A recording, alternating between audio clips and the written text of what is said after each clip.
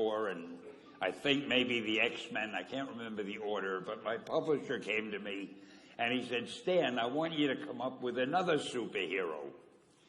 So I said, okay, and I went home and I thought, what can I come up with now? And the most important thing in a superhero at first is the superpower.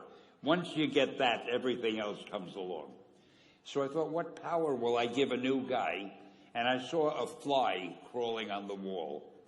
And I said, hey, if I could get a superhero that could stick to walls and crawl on them, man, that would be cool. So I thought that was good. Now I needed a name.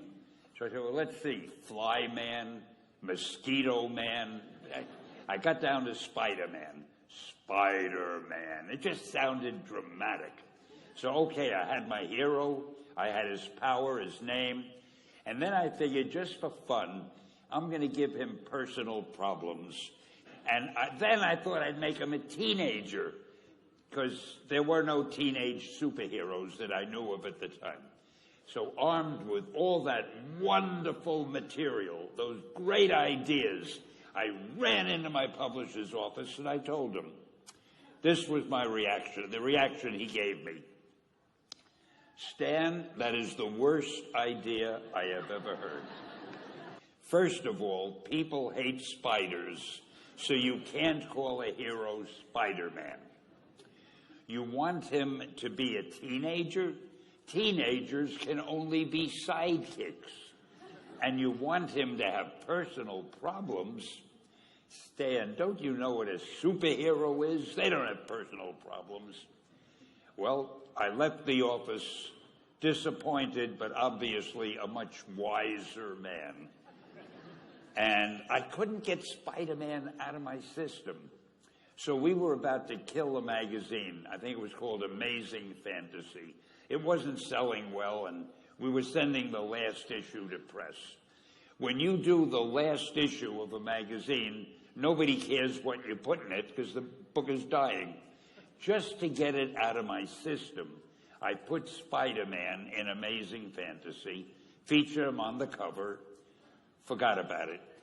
A month later, all the sales figures came in. My publisher came racing into my office.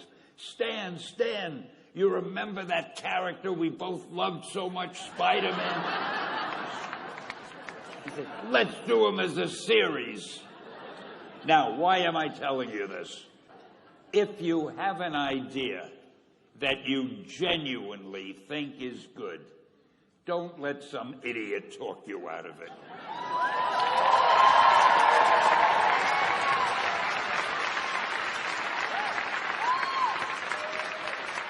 Now, that doesn't mean that every wild notion you come up with is going to be genius. But if there is something that you feel is good, something you want to do, something that means something to you, try to do it. Because I think you can only do your best work if you're doing what you want to do, and if you're doing it the way you think it should be done. And if you can take pride in it after you've done